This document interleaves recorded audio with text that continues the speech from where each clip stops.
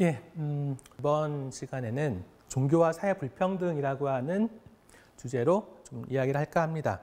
학습 목표 겸 내용들을 좀 간단히 살펴보면서 전체적인 개요를 먼저 말씀을 드리면, 일단은 우리 사회는 기본적으로 민주적이고 평등하다라고 하지만, 그렇지만 실제로 우리가 민주적이고 평등한가라고 했을 때 민주적인 부분은 과거에 비해서 이제 많이 개선됐다라고 알려져 있고, 그렇게 생각을 하고 있고, 다만 이제 평등한가라고 하는 생각을 해보면 사실은 그렇지 않다라는 생각들을 너무 많이 하게 되죠.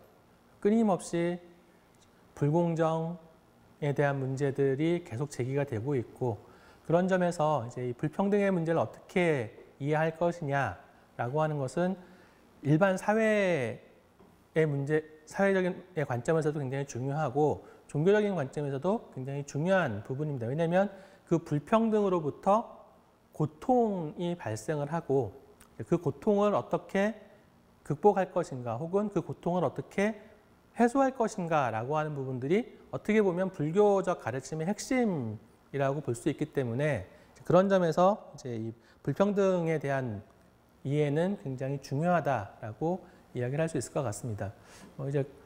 우리 이제 불교계 내에서 가끔 이제 그런 말들을 쓰고 있어요. 그런 용어들이 가끔 들리는데, 뭐냐면 이제 개인적 고와 사회적 고라고 하는 것이 있다. 이제 고라고 하는 거, 괴로움이라고 하는 것들 중에는 이제 우리가 일반적으로 알고 있는 이제 사고는, 생로병사 사고는 개인적인 고예요. 근데 이제 팔고가 되면 관계가 붙어요. 그러니까 좋아하는데 볼 수 없는, 근데 싫어하는데 봐야만 되는 이런 경우들, 이거는 이제 관계 속에서 문제거든요. 그 관계 속에서 나타나는 고가 사회적 고라고 보면 될 것 같고, 그리고 이제 그런 것이 조금 더 구조적인 측면에서 나오는 것들이 있죠. 이제 그것이 바로 불평등에 의한 고통입니다. 그런 것들은, 그런 불평등에 의한 고통, 구조적인 어떤 불평등에 의한 고통은 구조를 바꿔내지 않으면 해소할 수가 없어요. 개인적 차원에서 해소가 불가능해요.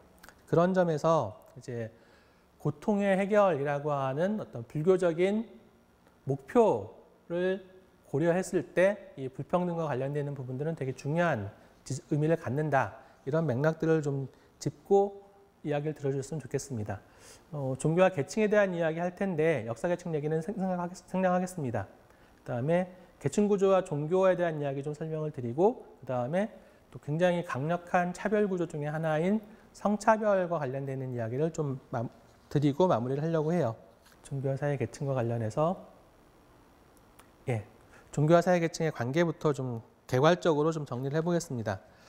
일단 사회 계층이라고 하는 거는 사람들 사이에 사람들이 가지고 있는 사회적 태도 혹은 행위의 목표, 그다음에 사고 방식, 세계관, 에토스, 윤리, 가치관 뭐 이런 거죠. 그다음에 습관, 관심 이런 것들에 영향을 준다. 그래서 다른 계층에 속해 있는 사람들은 서로 다른 생활 방식을 가지고 살아가요. 따라서 이제 계층이라고 하는 것을 알게 되면, 그러니까 저 사람이 속해 있는 계층이 어떤 계층이냐라고 하는 것을 알게 되면 그 사람의 삶에 대한 어떤 전반적인 밑그림을 이제 이해할 수가 있습니다. 그런 이제 사회 계층이 가지고 있는 의미는 그런 의미인데, 따라서 이제 계층별로 종교와 관련되어 있는 어떤 생각이나 문화나 태도나 이런 것들도 달라질 수밖에 없어요. 그래서 이제 계층에 따라서 종교를 갖는 동기라든가, 종교에서 추구하고 있는 목적이라든가, 종교에 대한 태도, 그다음에 종교에 참여하고 개입하는 정도, 종교에 대한 신뢰도 이런 것들에서 좀 다양한 편차들이 나타나고 있다라고 이야기를 합니다.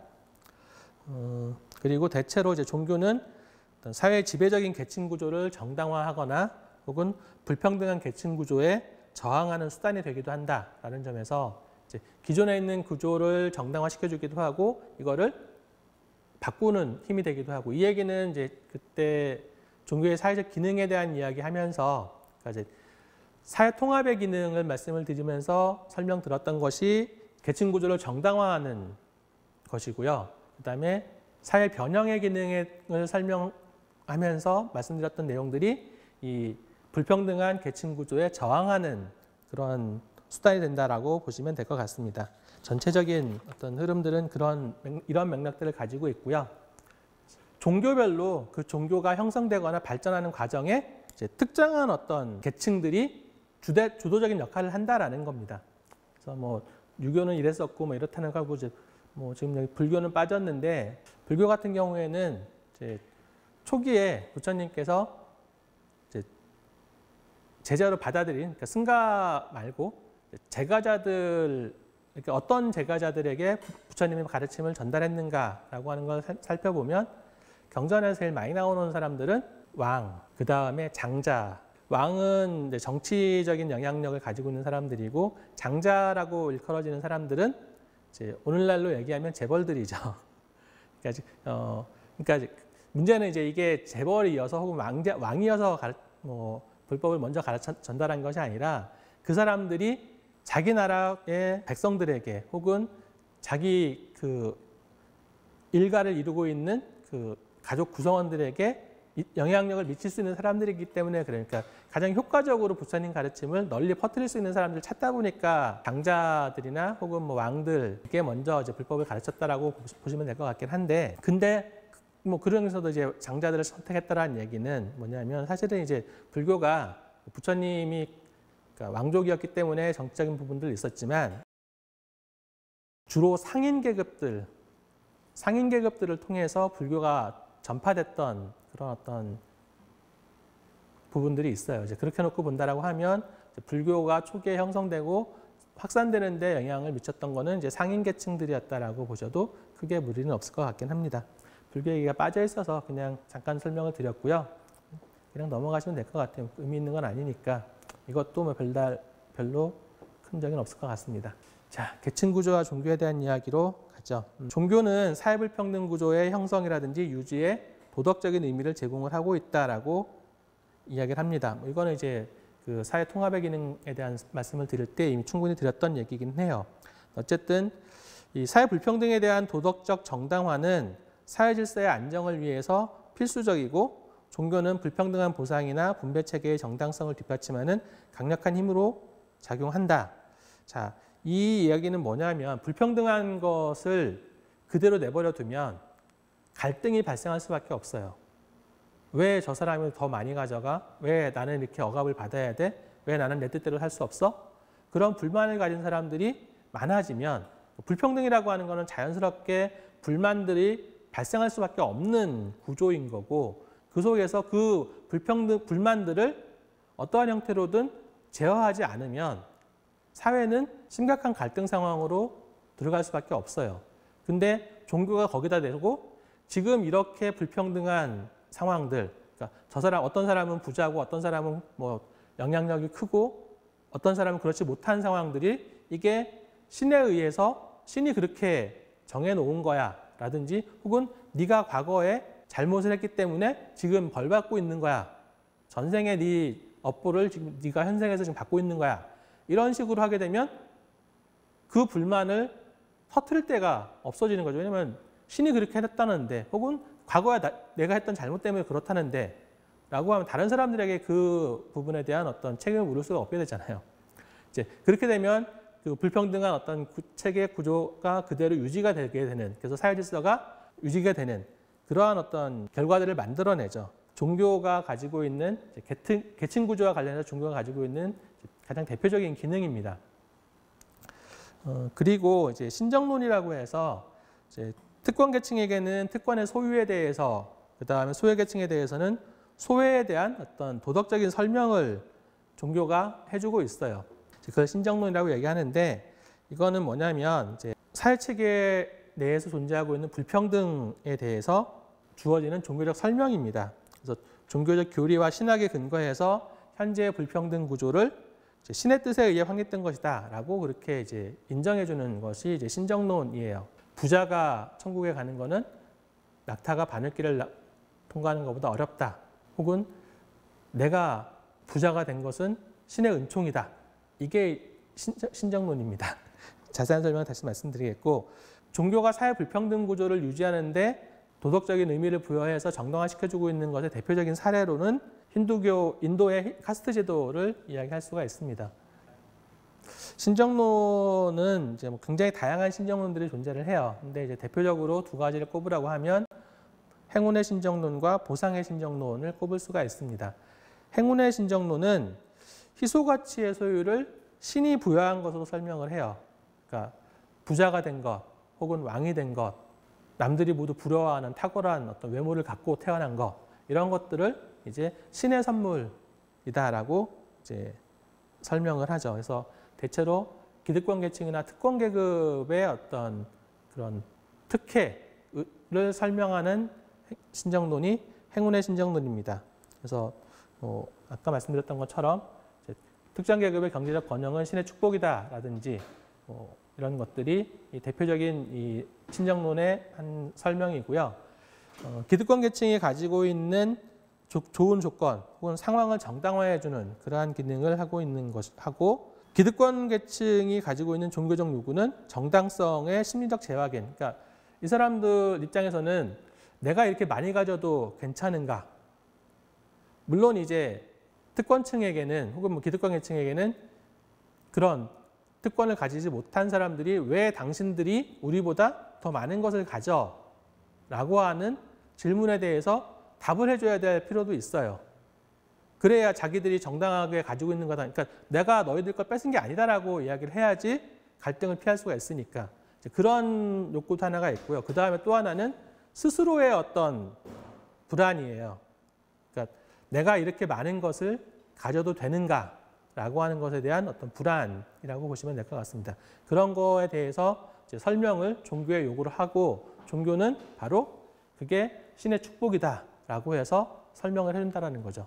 그렇게 되면 특권을 가지고 있지 못한 피지배 계급에게도 할 말이 있는 거고, 스스로도 자기의 어떤 특권을 누릴 수 있는, 그러니까 편안하게 마음 편히 누릴 수 있는 설명이 되는 거니까 그런 것을 요구를 하는 거고요. 보상의 신정론은 이제 현세를 악의 힘에 속한 영역으로 규정을 해요. 그리고 세속적인 성공을 경시하거나 죄악시하는, 그렇게 하면서 그렇게 이제 만들어주는 것이 이제 보상의 신정론입니다. 그래서 현재의 특혜, 특권이라고 하는 것들은 악마의 선물이다. 그러니까 악마에게 선물을 받았다는 얘기는 신의 뜻을 어겼다라는 얘기인 거고, 결과적으로 이제 기독교적인 교리로 보면 최후의 심판에서 지옥으로 가는 그 티켓을 가지고 있는 거다라고 얘기를 하게 되는 거죠. 그래서 이제 피지배 계급에게 주로 주어지는 신정론이 이 보상의 신정론이다, 뭐 이렇게 얘기를 합니다. 아까 말씀드렸던 부자가 천국 가는 거는 낙타가 바늘길을 통과하는 것보다 어렵다라고 하는 이 금언이 이 대표적인 보상의 신정론을 상징하는 어떤 말이고요. 절망의 신정론 혹은 뭐 도피의 신정론이라고도 한다. 그다음에 희소가치의 소유보다, 그러니까 특권이라고 하는 것보다 더 중요한 것이 있다. 그것이 곧 이제 고통으로부터의 구원, 해방이다. 뭐 이렇게 이제 이야기를 하고, 지금 우리가 추구해야 되는 것은 특권이 아니라 이 고통으로부터 영원히 벗어날 수 있는 길을 찾아야 된다. 그리고 그 길은 신에게 있다라고 하는 식의 설명이 이 보상의 신정론입니다. 대체로 이제 기독교적인 교리에서 등장하고 있는 신정론이라고 할 수가 있겠고요. 그러면 불교는 뭐가 있느냐? 인과응보라고 하는 신정론이 있죠. 그러니까 행운의 신정론과 보상의 신정론을 다 가지고 있어요. 왜냐하면 인과응보는 선인선과 악인악과라고 하는 명확한 주장을 하고 있죠. 그래서 내가 지금 가지고 누리고 있는 어떤 좋은 것들은 과거에 내가 좋은 인연, 좋은 업을 지어서 좋은 인연을 가지고 좋은 과보를 받은 것이고, 내가 지금 고통받고 있고 힘든 거는 과거에 내가 지은 악업 때문에 그런 거다라고 하는 설명. 그렇게 되면 현재 상황에 대한 설명이 정확하게 되는 거죠. 그런 점에서 이제 우리가 이제 흔히 알고 있는 인과응보 혹은 뭐 선인선과 악인악과라고 하는 이 인과론이 불교가 제시하는 가장 명쾌한 신정론이다. 그리고 이 인과응보라고 하는 거는 뭐 기독교처럼 특권계층, 그 다음에 뭐 피지배 계층 이렇게 구분하는 것이 아니라 모든 사람에게 공통적으로 적용되는, 그러니까 사실 더 할 말이 없는 거예요. 그러니까 이 행운의 신정론, 보상의 신정론은 그건 니들 입장에서잖아라고 이야기할 수 있는 여지가 생겨요. 그러니까 말은 이제 똑같이 지금 이게 행운의 신정론이나 보상의 신정론이 똑같이 교회에서 나온 얘기인데, 신부님 왜 부자들한테는 저렇게 얘기하고 우리한테 이렇게 얘기하세요 라고 하는 비판을 받을 수가 있는데 부자나 가난한 사람이나 혹은 권력자나 혹은 노예나 다 똑같이 얘기를 하잖아요. 불교는 선인선과 악인악과. 그러니까 오히려 더 논란의 여지가 없는 명쾌한 이제 신정론이 불교의 신정론이다. 이렇게 이야기할 수도 있을 것 같습니다. 그 다음에 이제 비특권 계급에게 주어지는 어떤 보상과 관련해서 종교들은 어쨌든 그러면 이제 특권 계급은 그냥 넘어가치고 고통받고 있는 사람들에 대한 어떤 구원이라고 하는 것들이 각 종교들이 추구하는 어떤 기본적인 어떤 목표라고 한다면 그들에게 고통받는 비특권 계급에게 어떠한 보상을 주는가라고 하는 문제가 이 신정론과 관련해서 따라 나올 수밖에 없는 질문이죠. 거기에 대해서 이제 대부분의 종교들은 내세에서의 보다 나은 생활을 약속해 줍니다. 그게 이제 뭐 낙원이 됐든 천국이 됐든 뭐 극락이 됐든 뭐 어떤 형태든 어쨌든 내세에서 더 나은 삶을 살 수 있다라고 하는 어떤 약속. 그 다음에 새로운 이상사회에 본인이 혹은 본인의 자손들이 소속될 수 있다라고 하는 어떤 희망을 주는 것이 또 하나가 있죠. 그게 이제 뭐 기독교에서는 천년왕국이라고 하는 교리로 나타나는 거고 불교에서는 뭐 미륵부처님이 성불하실 때 도래한다는 용화세계 같은 것들이 이런 이제 새로운 이상사회에 날 수 있다라고 하는 어떤 희망을 주는 어떤 보상이라고 보시면 되겠고요. 그 다음에 이제 현재의 지위보다 더 높거나 현세 더 높은 다른 생 혹은 뭐 재생 윤회를 약속하는 경우도 있습니다.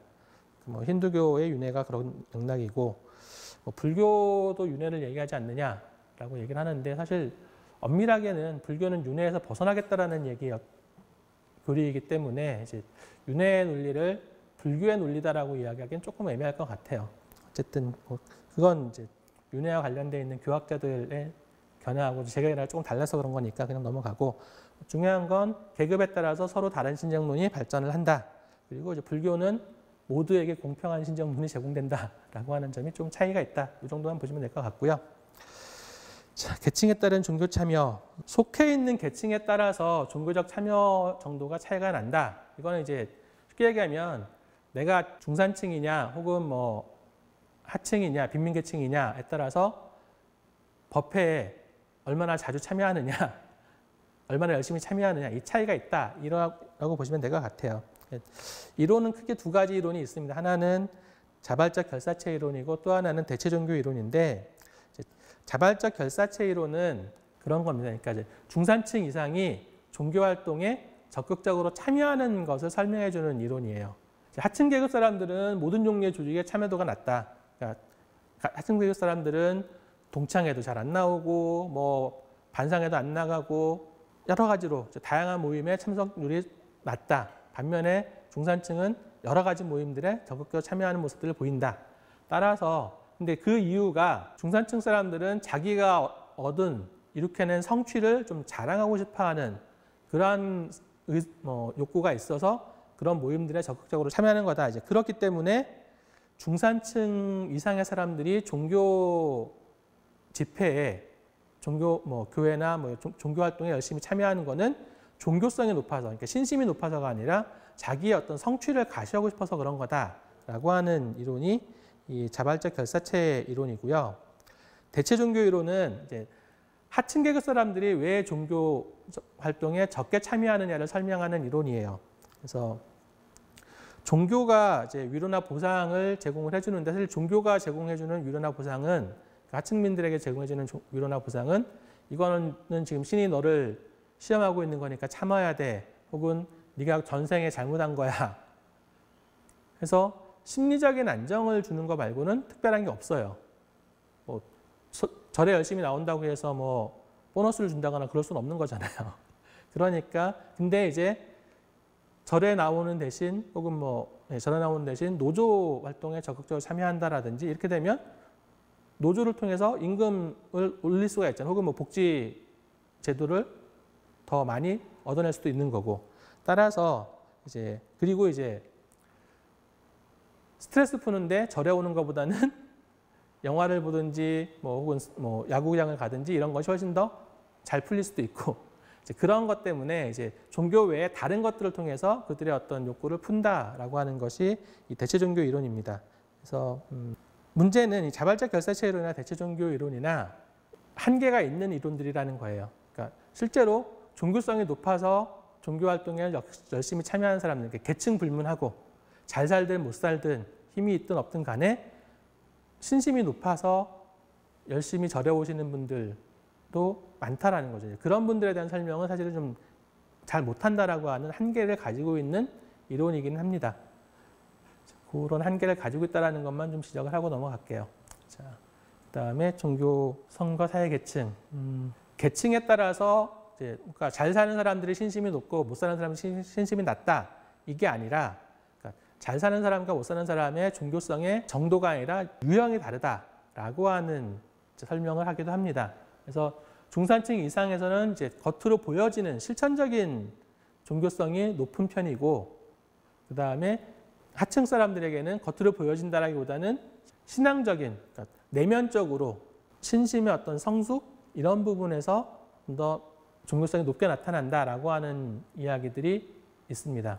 내가 절에는 열심히 못 오지만 그래도 집에서 매일같이 틈날 때마다 매일같이 연불 하고 경전 읽고 기도해. 내가 매일같이 연불 하고 기도할 시간은 없지만 그래도 매주에 한 번씩은 꼬박꼬박 절에 와서 예불은 올리고 가. 이럴 수 있다는 거죠. 그런 차이들은 있을 수 있다는 겁니다. 이게 뭐 앞에서 봤던 뭐 대체 종교 이론, 뭐 자발적 결사체 이론, 그다음에 지금 이런 이야기들까지 대체로 이제 외국 사례들을 중심으로 해서 정리된 논인데 한국에서는 조금 특별한 모습들이 나타나요.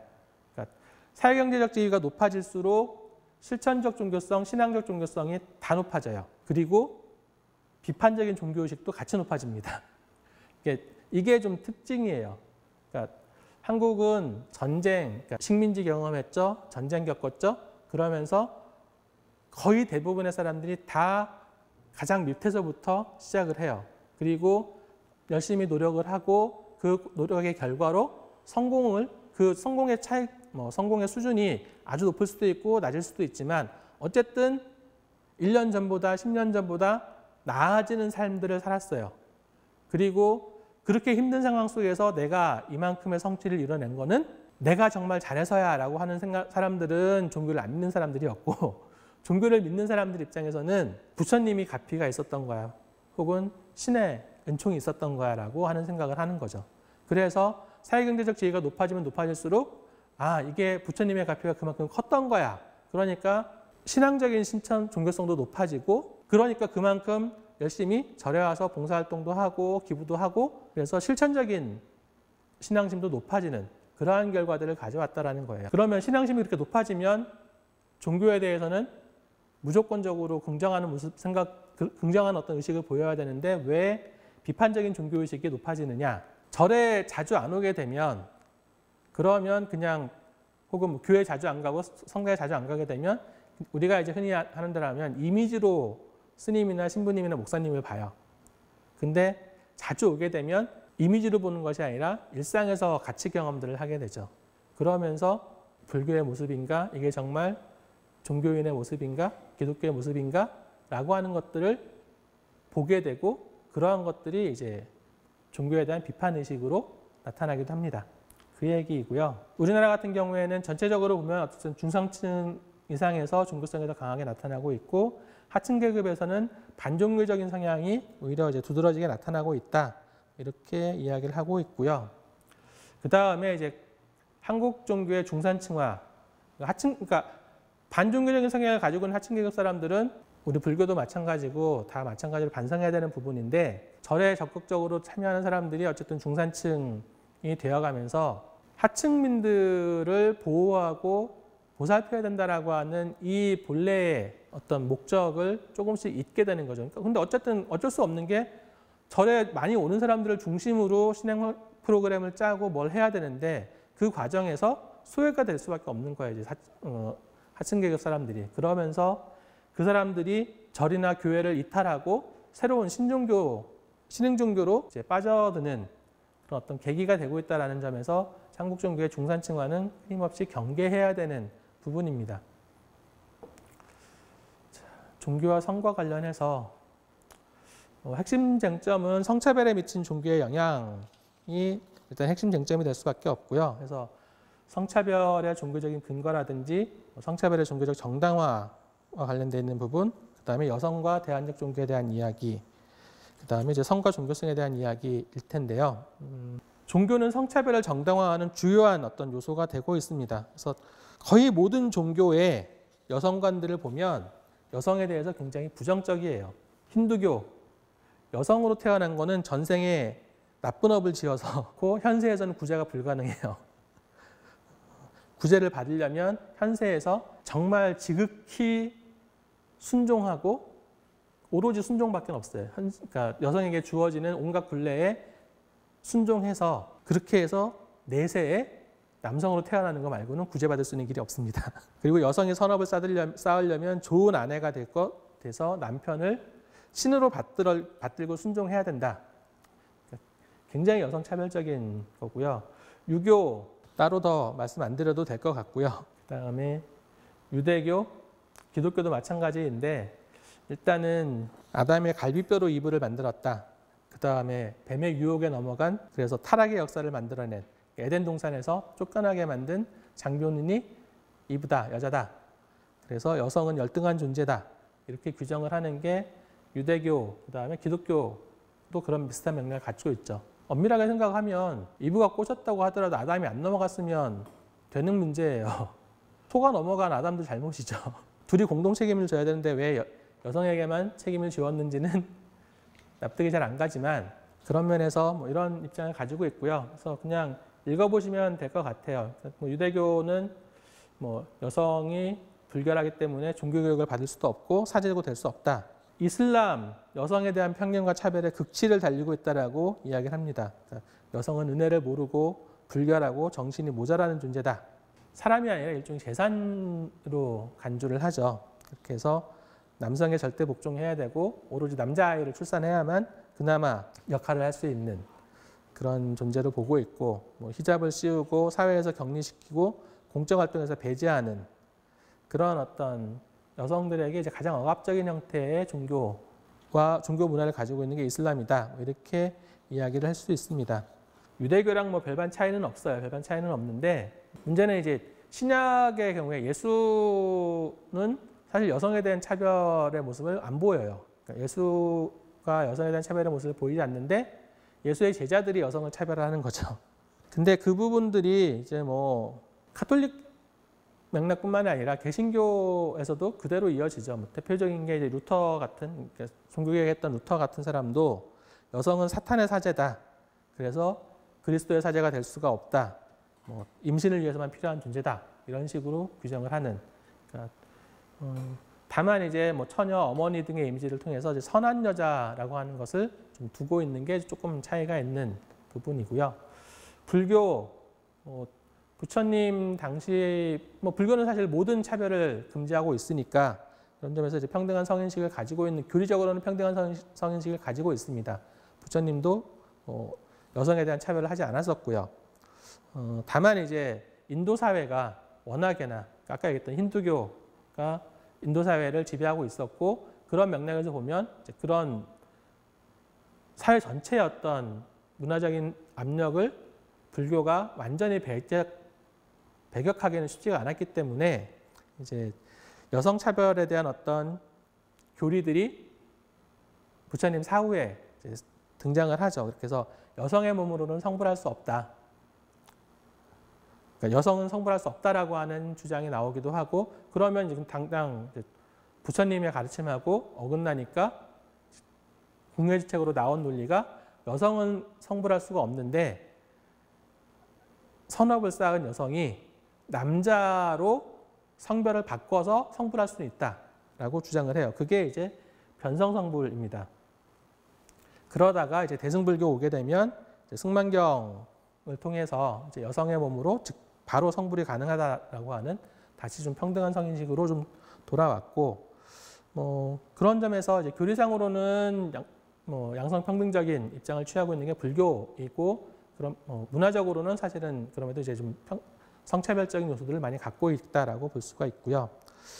비구니 교단 성립 과정에서 나타났던 성차별적인 요소들은 뭐 명확하고요. 물론 이제 거기에 대한 해석이 여성을 보호하기 위해서였다라고 하는 해석도 있고요. 아니다라는 입장도 있는데 그거는 이제 교학적인 차원에서 검토해볼 문제인 것 같고 어쨌든 겉으로 드러나는 거는 분명하게 뭐 불평등한 부분들이 존재했다라고 할 수밖에 없을 것 같고, 뭐 계율 같은 부분에서도 여전히 이제 불교는 비구니 스님들이 지켜야 되는 계와 비구 스님들이 지켜야 되는 계의 숫자부터 시작해서 많은 차이들이 있죠. 그런 점에서 차별이 없다라고 이야기하기는 어려울 것 같고, 다른 종교에 비해서 덜 차별적이다라고 이야기하는 게 정확할 것 같고요. 그리고 어쨌든 뭐 비구니 스님들의 출가를 인정함으로써 이제 여성에게 성직을 허용했다라는 점에서는 다른 종교들에 비해서는 좀 진일보했다라고 보겠고, 원불교는 다른 종교들에 비해서 전향적으로 양성평등적이다라고 알려져 있습니다. 자, 성차별에 대한 종교적 사회화, 일단은 성역할에 대한 문화적 규정의 주요 근원이 종교다. 그렇게 해서 그렇기 때문에 그리고 아까 살펴봤던 다양한 어떤 성차별적인 교리들을 근거로 해서 성차별은 당연한 것처럼 만드는 것이 종교다. 이렇게 보시면 될 것 같고요. 그런 점에서 남성 우월주의의 근거가 되는 거죠. 그래서 절대 자신을 남성으로 인식하는 부분들, 그렇고 그다음에 종교 조직에 참여해서 여성을 배제하는 것도 그런 어떤 성차별적인 어떤 모습이 사회화돼서 나타나는 거다라고 보시면 될 것 같습니다. 그래서 성직 임명에서 여성을 제외하고 있는 것이 대표적이죠. 물론 불교는 조금 다르지만 어쨌든 다른 종교들은 그런 부분이고, 그러니까 이런 맥락을 놓고 보면 이걸 우리가 포교라고 하는 차원에서 활용한다라고 한다면 양성평등적인 종교다. 불교가 상당히 양성평등적인 종교다라고 하는 점들을 어필해 나가는 방식으로 포교에 나설 수 있다라고 보시면 될 것 같고요. 여성과 대한종교와 관련해서 그러니까 여성들은 공식적인 제도 종교에서 배제되면서 비제도적인 종교에게서 핵심적인 역할을 수행을 했다. 치유자, 강신술사, 산파, 무당, 역사적으로 보면 이렇다라는 거고요. 그리고 새로운 종교운동들은 여성들에게 당시의 어떤 약자로서 구원을 요청했던 기성내 종교들이 여성들을 배제하니까 여성들이 위로를 받을 수 있는, 위안을 받을 수 있는 길들이 별로 없었고, 새로운 종교가 등장할 때 약자들에 대한 어떤 돌봄을 깃발로 들고 나오는 경우들이 많거든요. 그러다 보니까 여성들에게 대한종교로서, 그러니까 기존의 종교 말고 새롭게 종교적으로 의지할 수 있는 것으로서 새로운 어떤 새로운 신흥 종교들이 굉장히 중요하게 작용을 했다라고 알려져 있습니다. 다만 그런 신흥 종교들이 처음에 시작할 때는 소외받은 여성들을 굉장히 소중하게, 귀하게 여기다가 그 신흥 종교들이 또 제도와 일정한 이상 궤도에 올라가기 시작하면 또 그 안에서 다시 여성들을 배제하고 차별하는 경향이 나타나요. 그러한 점에서 좀 문제가 있다라고 보시면 될 것 같고, 최근에 페미니스트적인 혹은 여성주의적인 관점에서 각 종교의 가부장적인 교리 해석을 거부하고 성불평등 혹은 성차별적인 어떤 구조를 개선하려고 하는 노력들이 나타나고 있기는 합니다. 그런 부분들에 대해서는 불교계에서도 좀 관심을 가지고 적극적으로 협력하는 모습들이 필요하다. 그러니까 이게 차별 없이, 모든 중생들이 차별 없이, 고통 없이 행복하게 살아가야 되는 불교적 이상을 실현할 수 있는 길이기 때문에 그렇다라고 말씀을 드려야 될 것 같고요. 종교성과 성 관련해서는 대부분의 종교에서 여성이 남성보다 종교성이 강하다. 종교 활동에도 훨씬 더 적극적으로 참여를 하고 있고, 개인적인 신앙행위, 기도나 수행에서도 훨씬 더 적극적이고, 교리적인 믿음의 정도라든지 신비적 종교 체험 같은 것들도 여성들이 훨씬 더 남성들에 비해서 많다. 그러면 왜 여성이 더 종교적이냐? 여기와 관련해서 두 가지 설명이 있어요. 하나는 여성이 심리적인 성향이 종교를 수행하는 데 더 적합하기 때문에 그렇다. 종교는 되게 복종이나 의존성, 수동성, 감흥성, 그 다음에 집단 전체에 이렇게 동조하는 그런 동조성, 이런 것들을 요구하는데 그게 대체로 여성적 가치로 인정이 된다. 따라서 여성이 더 종교를 수행하는 데 적합하다. 이런 주장을 하는데 일부에서는 여성적 가치라고 알려져 있는 것들이 복종이나 의존성, 수동성 이런 여성적 가치라고 알려져 있는 것들이 기존의 사회가 여성들에게 강요해왔던 거다. 여성이 본질적으로 뭐 수동적이고 뭐 이런 건 아니다. 그런 비판들이 분명히 있습니다. 분명히 있고 제가 보기엔 그 비판은 타당한 것 같아요. 그다음에 이제 박탈을 경험한 여성들이 종교를 통해서 보상을 추구하기 때문에 그렇다라고 하는 성차별적인 요소에도 불구하고 종교적 보상 외에 여성들이 얻을 수 있는 보상이 마땅치 않았다. 과거에는 그런 것 같은데 뭐 최근에도 그런가라고 했을 때는 조금 아닌 것 같다는 생각도 있고 그다음에 성과 무관하게 박탈감이 심한 집단에서 종교성이 더 강하게 나타나고 있고 남성과 비슷한 사회적 지위를 가지고 있는 여성들의 종교성은 남성들과 비슷하다라고 본다라고 하면 그러니까 여성이기 때문에 더 종교적이다라고 보기에는 좀 곤란한 그런 부분들이 있지 않나 싶습니다. 그래서 그러니까 성에 따라서 종교성의 차이가 난다라고 보는 거는 뭐 일반적으로는 사람들이 그렇다라고 알려져 있지만 그거는 아니다라고 생각을 하셔야 될 것 같고 이제 중요한 건 어쨌든 성차별이라고 하는 것들이 사람들에게 많은 고통을 주는 중요한 어떤 요인이고 종교가 그런 어떠한 고통을 해소하는 데 있어서 역할을 할 수 있는 교리적인 근거가 있고 그 교리적인 근거를 실천하는 것이 중요하다고 했을 때 불교는 다른 종교에 비해서 훨씬 더 양성평등적인 교리를 가지고 있고 그렇다고 하면 그 교리를 실천하는 것이 포교라고 하는 데 있어서 굉장히 중요한 요소가 될 수밖에 없다라고 하는 것을 좀 인식을 하고 적극적으로 그런 부분들을 좀 포교하는 과정에서 어필을 하시는 것이 필요하지 않나 싶습니다. 대충 이런 전체 내용 정리하는 거니까 이런 정도로 하면은 이제 불평등과 관련되어 있는 논의들은 마무리할 수 있을 것 같습니다. 여기까지 하겠습니다.